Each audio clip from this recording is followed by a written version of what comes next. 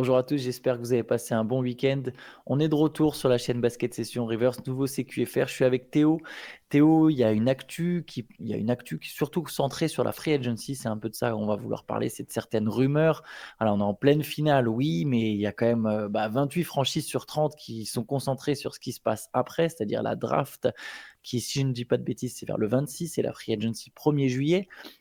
Et il y a un peu de drama du côté des Golden State Warriors, dans le sens où Klay Thompson a arrêté de suivre, alors ça peut sembler tellement anodin comme dit comme ça, a arrêté de suivre le compte officiel de la franchise sur les réseaux sociaux. Mais ce genre de move, ça passe jamais inaperçu. Et il y a évidemment toujours des journalistes à l'affût. Il y en a qui s'en sont rendus compte, ça a fait le tour de la toile, au point où Draymond Green a carrément été jusqu'à commenter en disant je trouve que que c'est drôle, on va dire de manière polie, c'est ça qu'il a dit.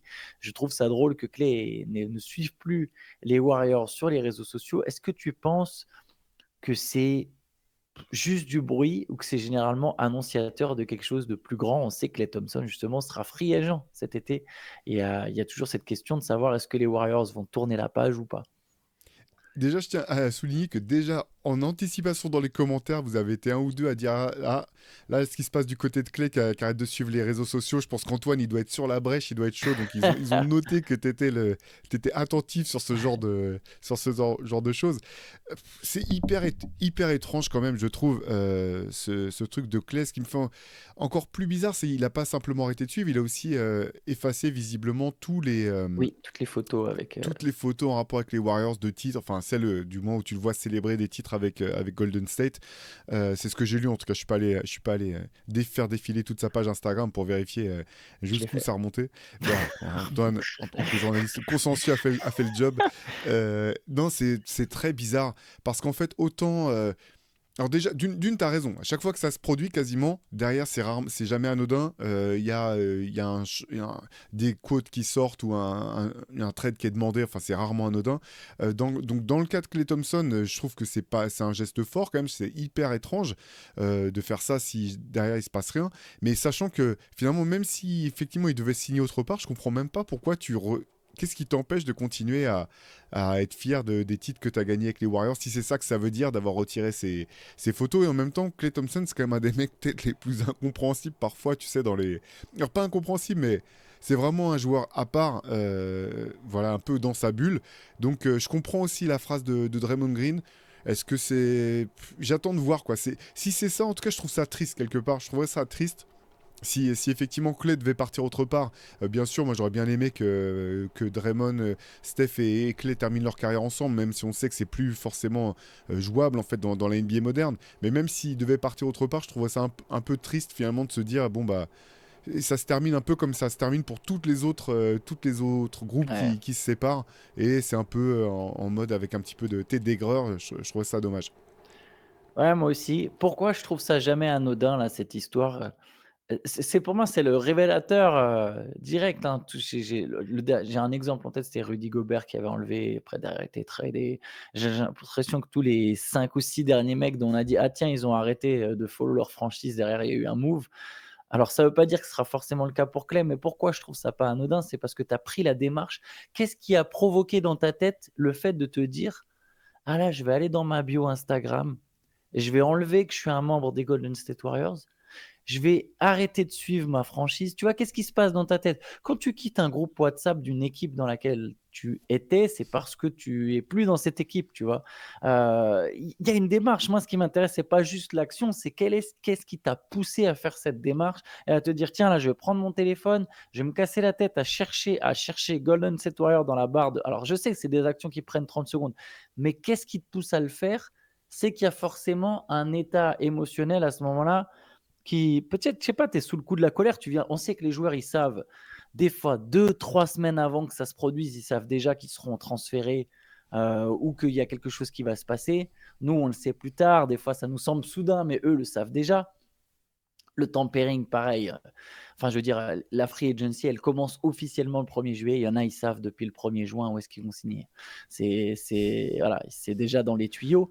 Donc, Depuis le ça se 1er trouve mars des fois même. ouais, des fois, Clay sait peut-être déjà pour quelle équipe il va jouer. C'est si jamais il devait partir, ça se trouve, il sait déjà pour quelle équipe il va jouer.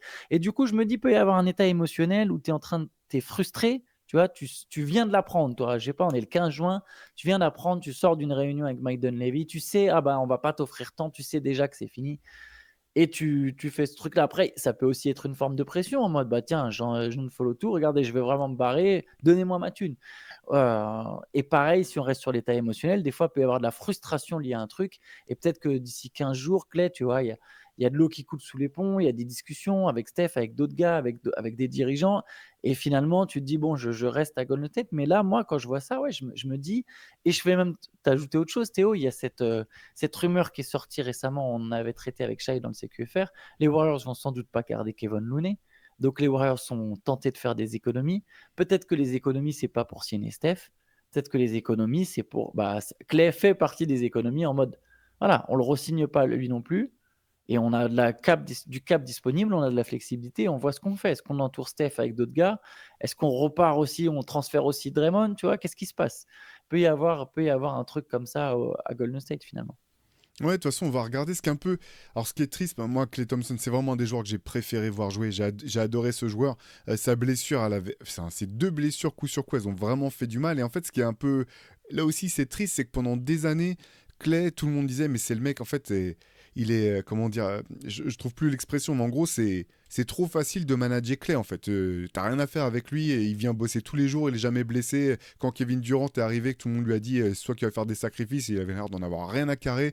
Il a continué à prendre ses bagues. Et en fait, depuis sa blessure, il y a.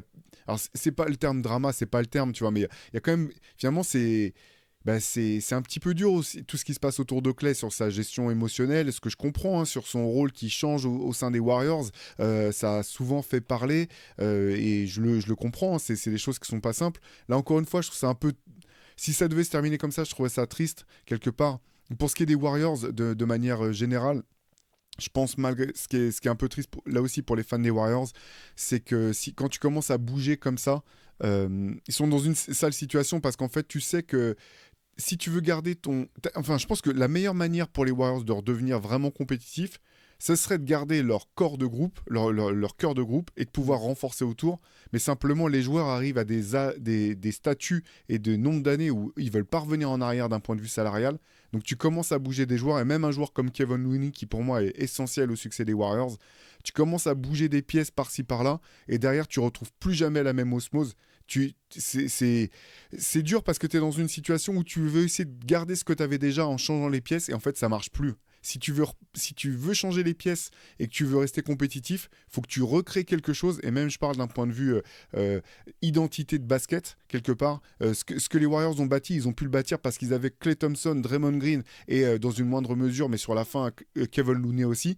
Et tu peux pas espérer continuer à jouer comme les Warriors qu'on a connus, c'est quand tu commences à bouger des pièces comme ça. Donc la question que tu poses, elle est hyper pertinente, Antoine, parce qu'en fait, limite, si tu commences à bouger des pièces, si vraiment tu veux continuer à pouvoir gagner, limite, tu peux bouger toutes les pièces sauf Stephen Curry en fait. Stephen Curry reste le seul joueur vraiment essentiel de cette équipe. Et si vraiment tu veux te dire on veut essayer de gagner une dernière bague avec Stephen Curry, je pense que quelque part tout le monde redevient disponible et tout le monde peut être tradé. Sauf que du coup, ça veut dire que tu changes une grande partie de ton effectif et c'est pas quelque chose. Enfin, tu changes une grande partie de ton effectif, tu changes ton style de jeu. Après, si tu gardes Curry et Green, tu changes pas forcément toute ton identité de jeu. S'il y a Green qui reste en plus de Curry.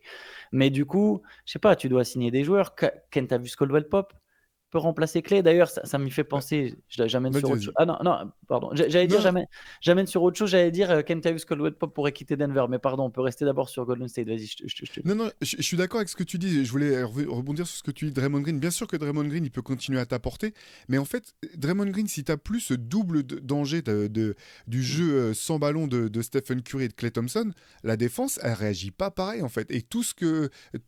Il est excellent dans le playmaking, je retire rien à ce qu'il fait, à son talent dans le playmaking en attaque et en défense, mais en fait, ça marche aussi parce que les défenses étaient terrorisées du fait qu'il y ait Stephen Curry et Klay Thompson qui se baladent autour de lui. Et même Klay Thompson, on l'a dit plein de fois, même si c'est plus le Klay Thompson d'avant, t'es obligé de le respecter en fait. Il continuait à faire bouger la défense limite autant que le Klay Thompson de son prime. Non, mais tu Mais peux trouver un autre shooter, je veux dire. Parce qu'aujourd'hui, Clay, il a plus le rendement balle en. Alors, il a jamais été un gros joueur balle en main. On se souvient de ses 60 points, 11 dribbles, etc. Mais il y avait un arsenal un peu plus développé. Il avait quand même un jeu en post-up. Il était capable de faire quelques drives dans ses premières années avant ses blessures. Il y avait quand même une capacité à driver. En plus d'être peut-être sur le moment le meilleur shooter pur. Je sais pas, ouais, c'est un peu délicat de mettre un mec meilleur shooter que Stephen Curry, mais c'était le deuxième meilleur shooter de la ligue en tout cas. Là, aujourd'hui, il est moins régulier. C'était déjà un problème, la régularité, mais là, maintenant, il est encore moins régulier. Il est moins tranchant balle en main. Je pense que tu peux toujours le faire jouer en post-up. C'est juste un truc qui a été un peu, dont les Warriors sont un peu écartés. Tu peux trouver un joueur moins fort, mais moins cher, quelque part, qui remplit des cases à peu près similaires. Je suis pas tout à fait d'accord en fait. Je suis pas tout à fait d'accord sur même un très bon shooter comme KCP, il te pose pas les mêmes problèmes à la Mm. défense quand il y a split action entre Stephen Curry et KCP à l'opposé du ballon. Mm. Tu vas doubler sur Curry, hein. KCP, s'il met son tir, c'est très bien, mais il n'y a pas le même Peut-être pas le danger. meilleur exemple. C'est peut-être pas Non, le non, mais meilleur par exemple. exemple, tu vois, en fait, parce qu'en fait, le truc, c'est que tu as raison sur Clay. La question se pouvait se poser de savoir si c'était Stephen Curry, Clay Thompson. Je pense aussi, voilà, tu es obligé de mettre Stephen Curry devant. Mais en fait, autant entre un et 2 il n'y avait pas tant d'écart que ça. Autant entre Clay Thompson et le mec que tu vas dire, c'est lui, c'est le troisième meilleur shooter de la ligue. En fait, le Mm. gap, il est vraiment important dans le sens où tu respectes pas de la même manière sur la. Il y a il y a son adresse, mais les deux, en fait, ce qui les rendait fantastiques, c'est la vitesse de tir des deux, en fait. C'est-à-dire que Mm. tu tournes la tête au moment où il faut pas tourner la tête, c'est mort. C'est 3 points. Et on se rappelle du grand Clay Thompson, mais la terreur qu'il pouvait inspirer comme Stephen Curry, en fait, des tirs en rafale où ils peuvent t'en mettre 5 dans un carton. Et tu croyais que tu étais à -3, tu te retrouves à -20, tu comprends même pas ce qui t'est arrivé, quoi. Et c'est là où je veux dire que t'es quand même obligé de réinventer un peu ton jeu. Et je dis pas que Draymond Green peut pas s'adapter. Ça reste un atout énorme par son intelligence de jeu, son playmaking. Mais vraiment, je pense que tu repars quand même sur autre chose. Et effectivement, tu vas chercher à avoir du tir, mais tu pourras plus te reposer sur le même fond de jeu exactement que ce qu'a fait ton succès pendant toutes ces années. C'est juste le truc que je voulais. Enfin, Puis souvent, au final, et il y a un autre truc qui les plombe un peu, c'est que Wiggins n'a pas passé le cap attendu. Tu te retrouves avec un mec qui est payé plus cher, qui est payé cher sans avoir de valeur marchande, qui n'a plus le même impact que sur le titre. Enfin, t'as pas su renouveler. Alors, tu as Jonathan Kuminga, tu vois, qui peut apporter quelque chose et qui continue de progresser. Mais c'est vrai que les Warriors ont pas. Faudra voir comment l'effectif va se goupiller. Mais tu te dis qu'il y a pas 50 routes qui peuvent te ramener vraiment jusqu'au final ou au titre NBA, et c'est pour ça que moi je trouvais intéressant de garder Clay et de garder l'ossature, c'était de se dire: «Mais de toute façon, est-ce qu'il y a vraiment un scénario qui te permet d'être champion encore aujourd'hui?» Pas garanti, très faible chance, autant aller jusqu'au bout et puis, voilà, ils font peut-être quelques campagnes de playoffs et tu acceptes cette idée-là, quoi. ouais, je suis d'accord avec toi. Après, la question, c'est de savoir est-ce que les joueurs sont prêts quand même à faire des efforts financiers. Parce qu'en fait, si tu pars, même si tu dis tu pars sur cette idée-là, ton objectif, ça va être de ne pas handicaper l'après, en fait, malgré Mmh. tout, quoi. Et de pas te retrouver dans une situation où tu as donné tellement d'argent et t'as tellement pas de pic que tu peux, au moment où ton trio doré part à la retraite, t'as rien pour reconstruire et que tu repars sur une grosse période de galère, en fait. Mais ça, les pics, c'est sur des trades, ouais, il faut pas lâcher les pics, ça je suis d'accord, ouais, tu peux pas lâcher les pics et oui, dans l'idée, il faut que tu calcules à peu près le moment où ils vont partir à la retraite, enfin, où ils seront comment dire? Suffisamment compé faut que les contrats, la fin du contrat coïncide avec le moment où là, c'est la fin de OK, ils peuvent plus être compétitifs passé cet âge-là. Parce que sinon, oui, tu peux avoir 2 ans avec, je sais pas, un Klay Thompson à 40 millions, alors qu'en fait, il met plus un pied devant l'autre et là, c'est délicat parce que non seulement tu es dans le fond, mais en plus, ouais, tu as une masse salariale blindée de chez blindé. C'est effectivement problématique. On peut enchaîner avec une autre équipe, avec les Pelicans et on va inclure les Cavaliers dans le lot, mais on va à la base, c'est les Pelicans. Les Pelicans seraient intéressés par Jarrett Allen, le pivot des Cavaliers. Je trouve cette rumeur intéressante dans le sens où Jarrett Allen, on sait qu'il y a un il y a une friture sur la ligne, il y a de la friture sur la ligne avec Cleveland et de l'autre côté, il y a de la friture sur la ligne avec Brandon Ingram du côté des Pelicans, pardon. Les Pelicans seraient d'ailleurs pas prêts à lui offrir l'extension à laquelle il est éligible, c'est-à-dire 208 millions sur 4 ans, ça fait 52 millions la saison pour Ingram. Apparemment, ils ne sont pas prêts à lui donner un tel salaire. Alors peut-être qu'ils négocieront à la baisse, mais donc ça m'intrigue parce que ça me fait penser à un trade Allen-Ingram. Il est un peu simple à mettre en place et du coup, généralement les trades trop évidents, trop simplistes ne se font jamais, mais il y a cette idée de se dire: «Bah, tiens, les Pelicans veulent un protecteur de cercle, Jarrett Allen est peut-être disponible. Les Cavaliers, on sait qu'ils ont besoin d'un poste 3 et surtout d'un autre scoreur. Ah tiens, Brandon Ingram pourrait être disponible. C'est aussi potentiellement un poste 4 small ball si Evan Mobley était décalé en 5. Est-ce qu'il y a, est-ce que ça t'intrigue un trade qui est entre ces 2 joueurs et ces 2 franchises? C'est compliqué, ces deux franchises, on en parlait un petit peu avant de commencer le CQFR, deux franchises pleines de potentiel, mais je pense qu'on a beaucoup à perdre cet été s'ils font pas les bons moves. Ce qui est compliqué avec Brandon Ingram, c'est que je trouve le gap qu'il y a entre le bon Brandon Ingram et le Brandon Ingram moyen, il est tellement énorme. J'ai l'impression que c'est un gouffre. Si tu tombes sur un match des Pelicans où Brandon Ingram il fait tout ce qu'il sait faire de la meilleure manière, tu dis mais lui c'est un comment ça se fait qu'il est pas All-Star tous les ans? Tu vois, c'est un top player, vraiment un top player. Et en fait, et des fois, j'ai l'impression que tu le vois baisser de niveau. Alors, tu le vois être blessé aussi, fréquemment, mais tu le vois baisser de niveau. Et moi, quelle que soit l'équipe, j'aurais peur quand même de filer à ce mec-là un gros contrat. Et pourtant, je sais que quelqu'un va lui filer un gros contrat, c'est sûr et certain. Mais moi, ça me ferait un petit peu peur. Du côté de Jarrett Allen, moi, j'aime beaucoup le joueur. Je pense que c'est vraiment un joueur qui peut être plug and play dans n'importe quelle équipe. En gros, tu vas le mettre, il va avoir du rendement. Ses qualités sont telles que je pense qu'il peut aider n'importe quelle équipe, en fait. Donc, du côté des Pelicans, je pourrais le comprendre dans le sens où ça te fait. Pour le coup, c'est comment dire, tu vois, le niveau maximum, il est moins haut que celui d'un Brandon Ingram, je pense. Mais par contre, ça t'apporte vraiment une stabilité. Je pense que ça te permet de stabiliser ton jeu d'une certaine manière sur le secteur intérieur. Donc, je comprendrais du côté des Pelicans. Du côté des Cavs, il y a plein de questions à se poser hein, quand même. Notamment, je pense que ça commence surtout par savoir ce qu'ils veulent faire de leurs deux arrières. Pour moi, c'est la grosse question de l'été.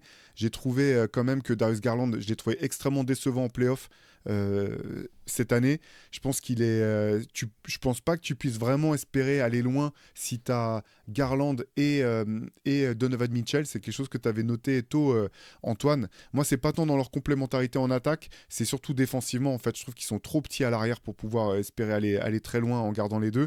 Le problème, c'est que la logique voudrait que tu gardes Garland parce qu'il a été All-Star et que c'est le plus jeune. Et en même temps, je trouve que si, vu la fenêtre de tir de Cleveland, je pense que c'est celui qui devrait. Moi, c'est celui dont je me séparerais parce qu'en fait, à l'heure actuelle, je trouve que Donovan Mitchell est vraiment largement au-dessus, en fait, en termes de niveau. Je pense que, voilà, ses playoffs, encore une fois, l'ont montré. Donovan Mitchell, il n'y a pas 50 joueurs, surtout dans la conférence Est, qui peuvent faire ce qu'il peut faire, lui, en playoff. Donc. Alors, est-ce que ça sera un des premiers éléments, Jarrett Allen? On sait qu'il n'a pas apprécié les phrases qui sont sorties pendant les playoffs où visiblement de l'intérieur du club, des gens ont laissé entendre que sa blessure comment dire, aux côtes aurait pu lui permettre de jouer. Ce que je trouve un peu, franchement, un peu. Enfin, moi, j'apprécie pas trop quand on dit à la place d'un athlète, ouais, mais il a pas si mal que ça, il aurait pu jouer.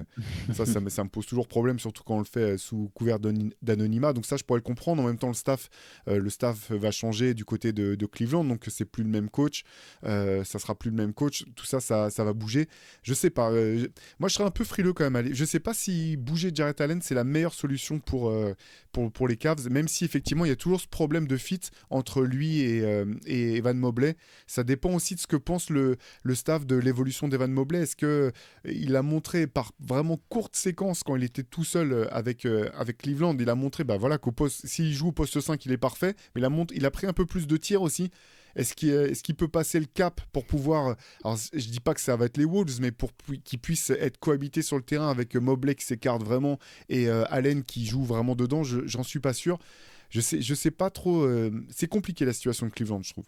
Pour moi, il y a un double problème de fit. Et depuis le début, c'est les 2 arrières, les 2 intérieurs. Je me souviens déjà lors de leur belle saison régulière, pour moi, c'était leur faille et je m'attendais à ce que justement, là où en saison régulière, ils pouvaient justement cut les minutes, enfin, tu sais, diviser les minutes de chacun.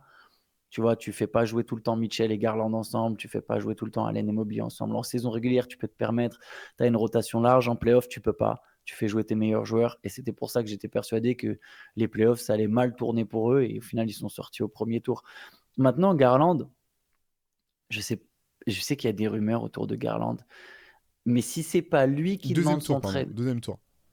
Non, non, la première année, ils sortent Ah, au la premier première année, tour. pardon, Oui, je excuse-moi, parle pas excuse-moi. de cette Oui, année. Je parle vraiment de d'accord. l'an dernier. L'an dernier, pour moi, j'étais persuadé qu'ils allaient se planter. Autant pour moi. Euh, Là, cette année, bon, bah, oui, effectivement, il y avait un parcours un peu plus ouvert pour passer. Je m'attendais quand même à ce qu'il passe un tour, tu vois? Puis il y avait un meilleur supporting cast autour, qui fait que, voilà, je m'attendais quand même à ce que Cleveland passe un tour. Hem, Garland, si c'est pas Clutch Sport qui vient demander son trade, je pense pas que les Cavs, ils vont prendre le risque de le transférer parce qu'ils savent toujours pas ce que ça va donner l'avenir de Mitchell. Et si tu transfères Garland et qu'en fait Mitchell, quoi qu'il arrive, il veut se barrer derrière, bah t'es désolé du terme, mais t'es baisé quoi.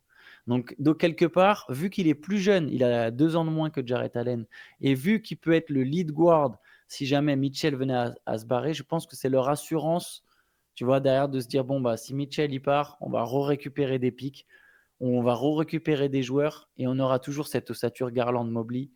Euh, je pense que là, cet été, c'est plus Jarrett Allen s'il devait y avoir un trade qui serait. Mais je pense qu'il y a un trade à faire. Mais pareil, par contre, comme toi, je ne sais pas s'il va y avoir un trade parfait en fait. Parce que Brandon Ingram, comme tu l'as dit, c'est un pari risqué. Alors, il n'y a pas de rumeur Ingram-Allen, hein, c'est nous qui l'avons créé là de toute pièce en se disant, bah tiens, ça a du sens.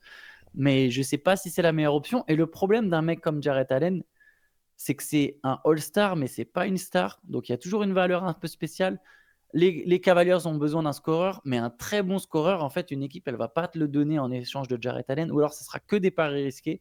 Les DeMar DeRozan, les Zach LaVine, les Brandon Ingram. Et c'est aussi un pari risqué, je dirais, du côté de New Orleans, d'où dans le sens où si tu lâches Ingram, faut que tu sois sûr que Zion il soit en forme. Après, je l'ai tourné comme ça aurait pu être CJ McCollum. Est-ce que les Pelicans ils veulent lâcher CJ McCollum contre Jarrett Allen? Est-ce que ça intéresse? Enfin, ça intéresserait même pas les Cavs. Pourquoi tu restes? Ou là, du coup, tu peux transférer Garland. Mais ouais, dans les deux cas, c'est risqué et ça rejoint ce que tu disais au départ. Au final, ces deux équipes, elles ont beaucoup à jouer pendant cet été. En fait, faudra pas faire le mauvais choix parce que tu fais le mauvais choix, tu te plombes vraiment, quoi. Ouais, parce que ces deux équipes, malgré tout, qui, pour des raisons différentes, sont pas si loin de ça, de pouvoir espérer passer un cap aussi. En termes de résultats, je veux dire, ces deux équipes, voilà, avec du talent, sérieuses, qui ont montré parfois des bonnes choses. Alors surtout plus pour Cleveland, hein, parce que encore une fois, Zion Williamson n'a toujours pas joué le moindre match de playoff de sa carrière. Mais non, mais c'est vrai. Je vois ce Ouais. que tu veux dire pour Mitchell et pour Garland. Après, je sais pas si tu peux. Là, il faudrait avoir les infos que les Cavs ont, quoi. Mais je sais pas si tu peux tout baser en se disant, ouais, mais si Mitchell part, parce qu'à un moment, faut que tu essayes de gagner des matchs, en fait. Hmm. Ouais. Et c'est vrai que en termes de. Je trouve qu'en termes de niveau, il n'y a pas photo. Pour le coup, à l'heure actuelle, entre Donovan Mitchell et Darius Garland, en termes de niveau effectif dans les matchs qui comptent. euh, Ouais, il y a un gap qui est important. Et donc, je pense que si tu penses que Mitchell vraiment il veut gagner et que si tu construis une bonne équipe, il est prêt à rester, bah, il faut que tu fasses ce qu'il faut parce que lui, voilà, et en playoff, il était là, il a sorti des gros gros matchs.